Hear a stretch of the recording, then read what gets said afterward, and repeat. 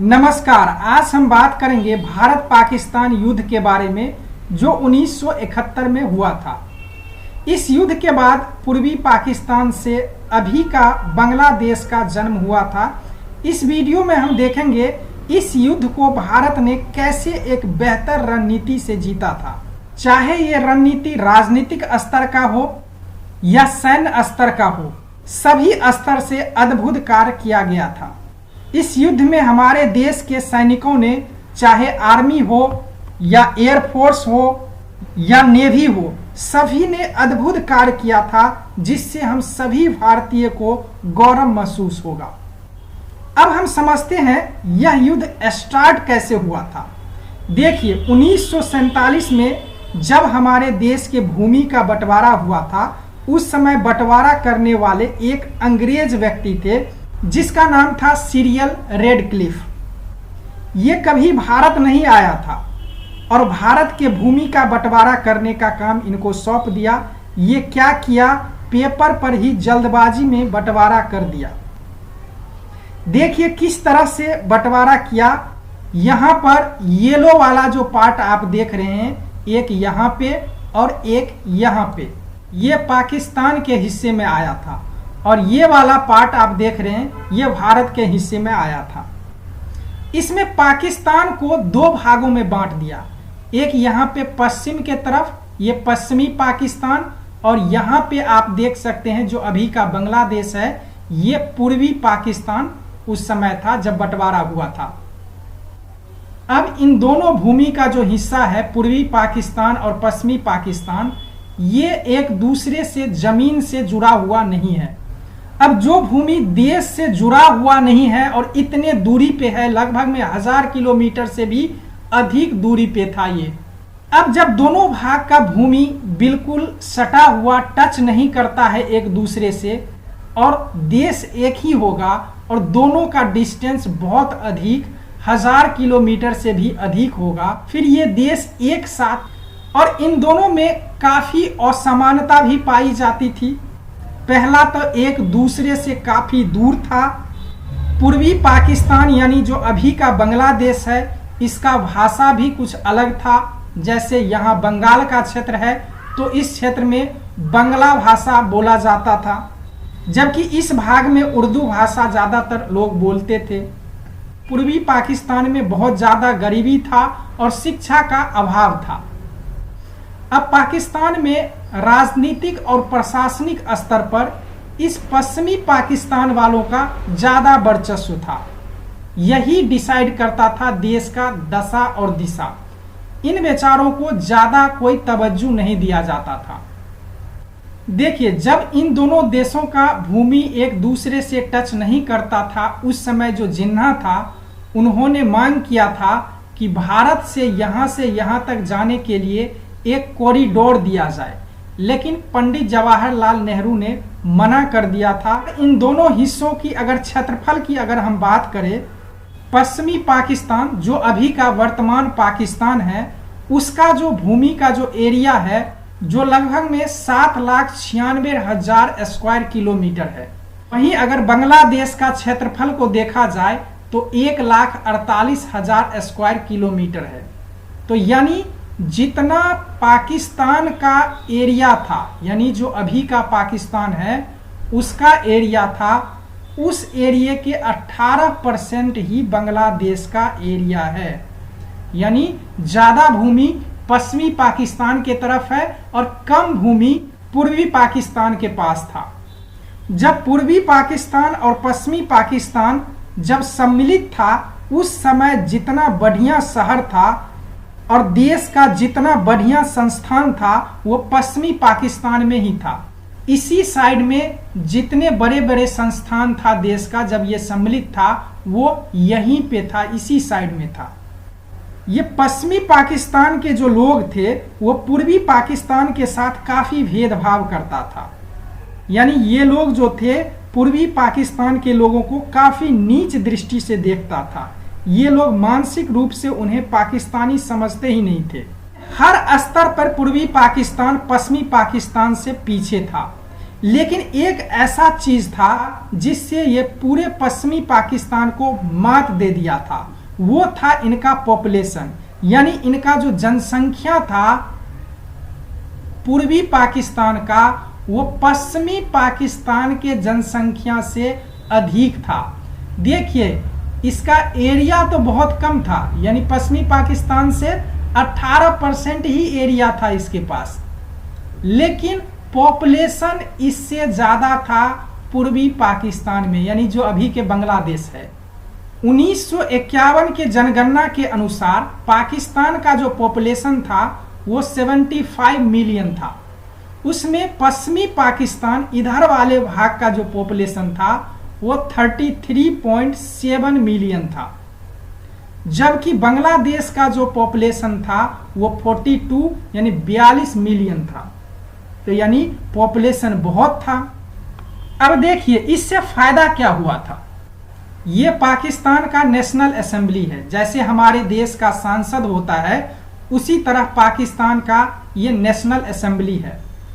अब जब national assembly में जब सीटों का जो बंटवारा हुआ था, जैसे हमारे वहां सांसद जो बनते हैं उसी तरह से इसका मेंबर बनता है नेशनल असेंबली का, तो बांग्लादेश से अधिक मेंबर होता था इसके अंदर। जो संविधान बना था उसके हिसाब से यहाँ जो मेंबर बैठेंगे वो अधिक होगा, कहाँ का, वो पूर्वी पाकिस्तान से, क्योंकि बांग्लादेश का जनसंख्या अधिक है, इस वजह से जो मेंबर चुना जाता है वो पॉपुलेशन के हिसाब से। इंडिया में भी ऐसा ही होता है, जहां पे अधिक पॉपुलेशन होगा वहां अधिक मेंबर्स होंगे। जैसे उत्तर प्रदेश देश का सबसे बड़ा राज्य है जनसंख्या के आधार पे, क्षेत्रफल के आधार पे नहीं है।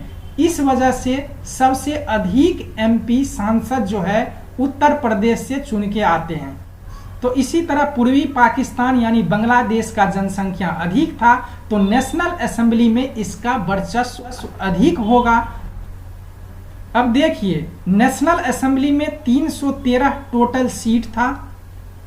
ईस्ट पाकिस्तान यानी पूर्वी पाकिस्तान बांग्लादेश का 169 मेंबर को इसमें रखा गया बांग्लादेश से, और वेस्ट पाकिस्तान पश्चिमी पाकिस्तान उसका 144 मेंबर रखा गया। अब उस समय का जो दौर था, पाकिस्तान का जो राजनीतिक स्थिति था वो बहुत खराब था। वहां पे पहला जो चुनाव हुआ था नेशनल असेंबली के लिए 1970 में हुआ था। अब सोच सकते हैं देश आजाद हुआ था 1947 में, और पाकिस्तान में पहला इलेक्शन नेशनल असेंबली के लिए, जैसे कि हमारे देश में सांसद का चुनाव होता है, वो पहली बार 1970 में हुआ था। उससे पहले यहाँ पे मिलिट्री का ज्यादा वर्चस्व था, मिलिट्री शासक यहाँ आते रहते थे। और अब 1970 का दौर था, सभी राजनीतिक दल ये चाहते थे कि जल्द से जल्द पाकिस्तान में इलेक्शन हो। अब उस समय पाकिस्तान के राष्ट्रपति याया खान था, ये मार्शल लॉ के अंतर्गत ये था। अब इन्होंने घोषणा कर दिया कि 1970 में चलो नेशनल असेंबली के लिए चुनाव होगा। अब 1970 में नेशनल असेंबली के लिए चुनाव होता है, जिसमें कि वेस्ट पाकिस्तान और ईस्ट पाकिस्तान दोनों एक ही देश था उस समय, दोनों भाग लेंगे। इसके पास 144 सीट इस तरफ था और यहाँ पे 169 सीट था। अब उस दौरान दो बड़े राजनीतिक दल उभर के आया था। पहला ऑल पाकिस्तान अवामी मुस्लिम लीग, इसका जो नेता था वो बंगबंधु शेख मुजीबुर रहमान था। ये बांग्लादेश के साइड यानी पूर्वी पाकिस्तान का ये नेता था। दूसरा जो था वो पाकिस्तान पीपल्स पार्टी यानी ट्रिपल पी, उसका जो नेता था जुल्फिकार अली भुट्टो था। ये पश्चिमी पाकिस्तान के तरफ का ये नेता था। अब 1970 में पाकिस्तान में नेशनल असेंबली के लिए चुनाव होता है। अब इसका जब रिजल्ट आता है तो बहुत ही चौंकाने वाला रिजल्ट आता है। अब दो पार्टी थे, एक शेख मुजीबुर रहमान और जुल्फिकार अली भुट्टो, दोनों का पार्टी था। अब देखिए यहाँ पे एक बहुत बड़ा गेम हो जाता है। यहाँ पे शेख मुजीब रहमान जो बांग्लादेश के साइड के थे, इनको 167 सीट मिलता है, जबकि वेस्ट पाकिस्तान के साइड के जुल्फिकार अली भुट्टो थे, उनको सिर्फ 86 सीट मिलता है। अब जैसे कि जानते हैं कि 313 सीट है नेशनल असेंबली में। अब 167 सीट शेख मुजीब रहमान को मिल जाता है, तो अब इनको फुल बहुमत मिल जाता है नेशनल असेंबली में। अब ये देश के प्रधानमंत्री बनने के पूरी तरह से योग्य हैं। अब इनको पूरा बहुमत मिल जाता है, अब ये देश के प्रधानमंत्री बन सकते हैं। लेकिन जैसे कि आपको मैंने पहले बताया कि पश्चिमी पाकिस्तान के लोग पूर्वी पाकिस्तान को कुछ तो समझते ही नहीं थे, बहुत नीच समझते थे। अब इनको कैसे रास आएगा कि एक पूर्वी पाकिस्तान के लोग यहाँ पे आकर के नेशनल असेंबली में बैठेगा और देश का नेतृत्व करेगा। ये चीज़ पश्चिमी पाकिस्तान के लोगों को हजम नहीं हुआ। वहाँ के नेताओं को, वहाँ के मिलिट्री शासक को, जो पूर्वी पाकिस्तान का कोई व्यक्ति आएगा वो यहाँ पे प्रधानमंत्री बनाएगा और देश को चलाएगा। इसलिए साजिश के तहत इनको प्रधानमंत्री नहीं बनने देते हैं।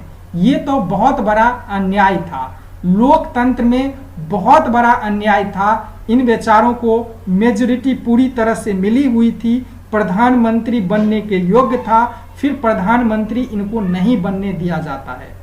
अब प्रधानमंत्री बनने नहीं दिया जाता है इनको, तो ये मुजीब रहमान क्या करते हैं, एक प्रेस कॉन्फ्रेंस करते हैं और उसमें मांग करते हैं कि अब मैं पूर्वी पाकिस्तान को यानी बांग्लादेश को अलग देश बनाना चाहूँगा। अब उसी पे हमारा टारगेट होगा कि हम बांग्लादेश को अलग राष्ट्र बनाएंगे।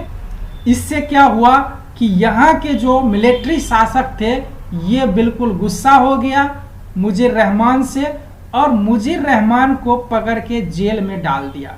अब जब मुजीब रहमान को पकड़ के जेल में डाल दिया तो ये जो पूर्वी पाकिस्तान के जो ये लोग थे ये विरोध प्रदर्शन करने लग गए, क्योंकि ये तो मुजीब रहमान को वोट दे के भेजा था, पूरी तरह से मेजॉरिटी दिला के भेजा था। अब इनको जब प्रधानमंत्री नहीं बनने दिया जाता है, अन्याय किया उनके साथ और जेल में डाल दिया, तो यहाँ के लोग विरोध प्रदर्शन करने लग जाते हैं, उग्र हो जाते हैं, बहुत बड़ा आंदोलन कर देते हैं। अब इससे क्या होता है, पूरे के पूरे पाकिस्तान में हलचल मच जाती है, यानी वहाँ पे मिलिट्री शासक में हलचल मच जाती है, किसी तरह से इस विरोध को कैसे रोका जाए। अब इसके लिए क्या होता है, पाकिस्तान के आर्मी के तरफ से एक ऑपरेशन चलाया जाता है जिसको कहा जाता है ऑपरेशन सर्च लाइट। अब ये ऑपरेशन सर्च लाइट के तहत ये पाकिस्तान के जो आर्मी है वो बांग्लादेश के तरफ आते हैं, पूर्वी पाकिस्तान के तरफ, और यहाँ के लोगों के साथ बहुत ही ज़्यादा अत्याचार करना शुरू कर देते हैं, बहुत ज़्यादा अत्याचार करते हैं। जितना अत्याचार हो सकता है उतना अत्याचार ये लोग इनके साथ करते हैं।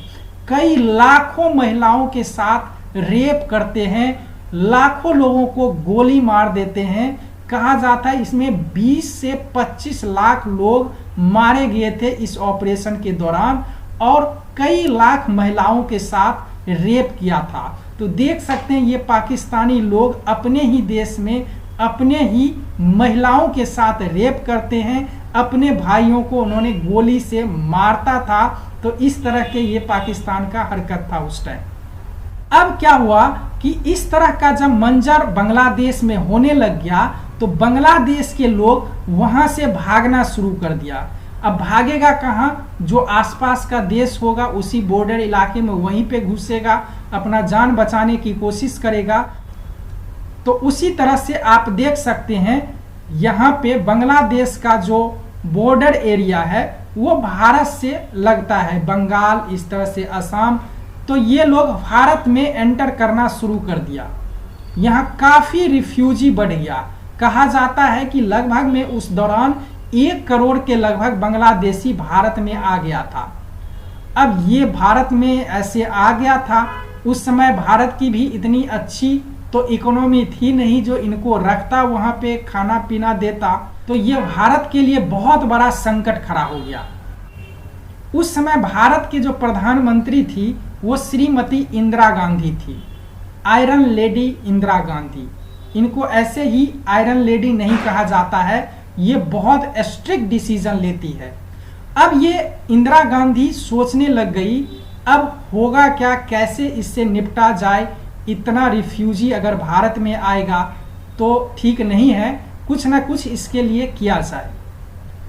तो इंदिरा गांधी समझती थी कि देखो, जब तक यहाँ बांग्लादेश में शांति बहाल नहीं होगा, यहाँ से फौज हटेगा नहीं, यहाँ के लोगों के अंदर जीवन स्तर जब तक समान नहीं होगा, तब तक यहाँ से रिफ्यूजी आता ही रहेगा। और उसको क्या कर सकते हैं, या तो उनको मार दो जो हमारे बॉर्डर क्रॉस कर रहे हैं, करोगे क्या। वो भी असहाय था, भाग के आ रहा था, अपनी जान बचा के आ रहा था।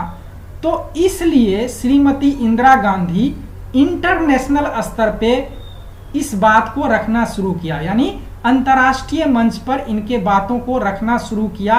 बांग्लादेशियों का जो स्थिति था उसके बारे में कहना शुरू किया।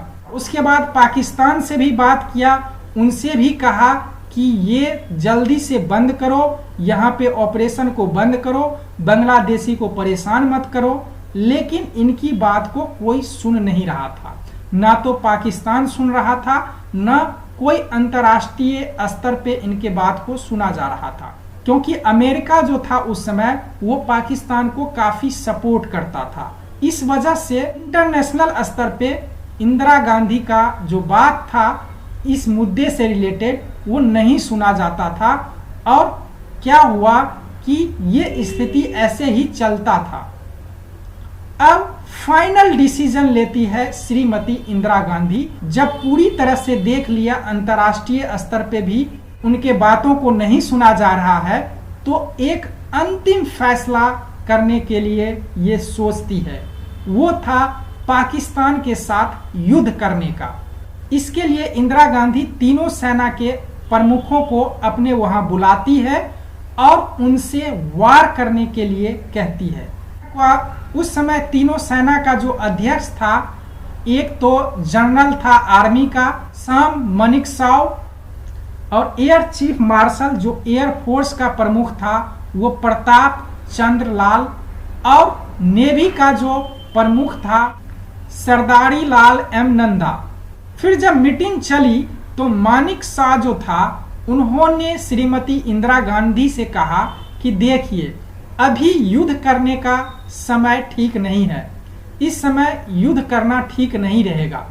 क्योंकि वो जो टाइम था अप्रैल का टाइम था और जस्ट मॉनसून आने ही वाला था।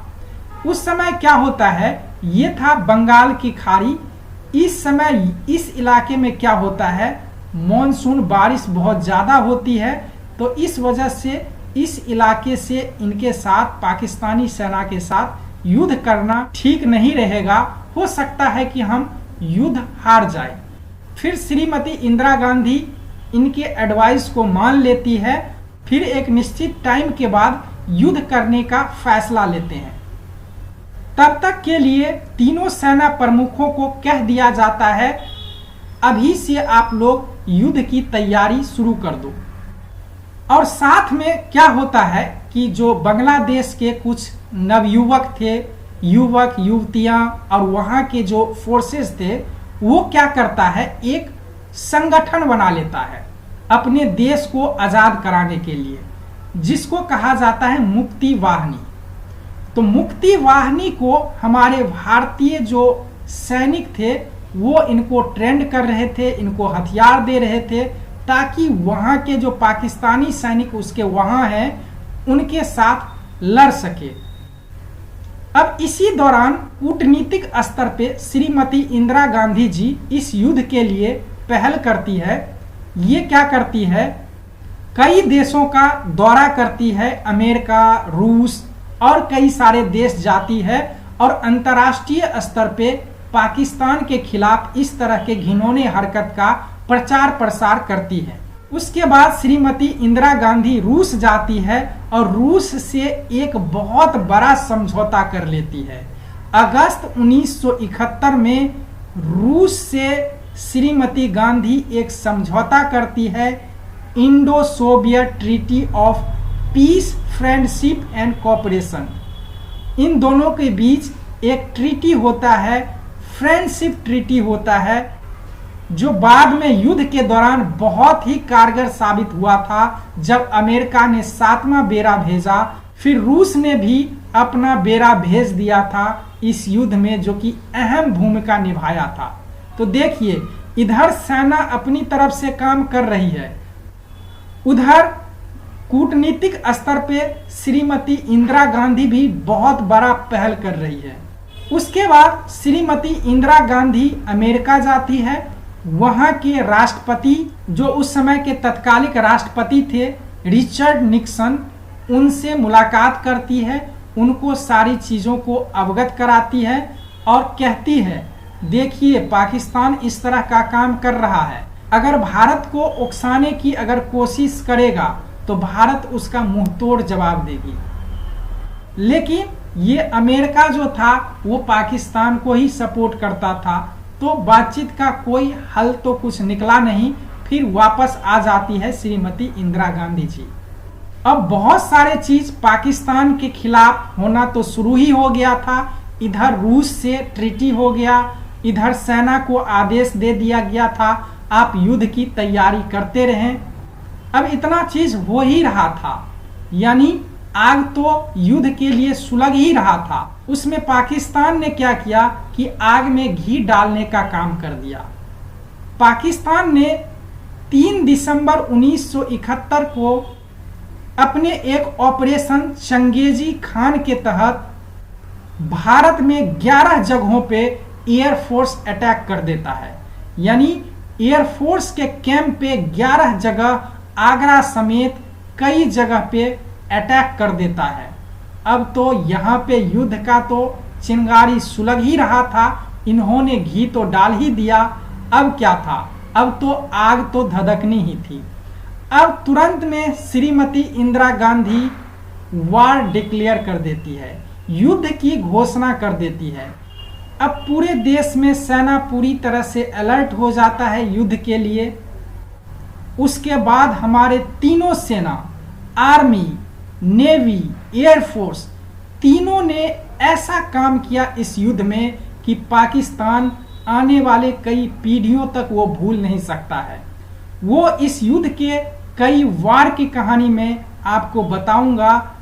नेक्स्ट वीडियो में मैं बताऊंगा लोंगेवाला युद्ध के बारे में, जो इंडियन आर्मी ने किस तरह से 120 हमारे इंडियन आर्मी ने 2000 से अधिक और सैकड़ों टैंक से लैस पाकिस्तानी फौजों को, आर्मी को इस तरह से धूल चटाया, वो कभी भूल नहीं सकता है। वो हम नेक्स्ट वीडियो में देखेंगे किस तरह से लोंगेवाला अटैक हुआ था, जो कि आप बॉर्डर मूवी देखे होंगे, वो उसी इंसिडेंट पे आधारित है, जो कि हम नेक्स्ट वीडियो में देखेंगे।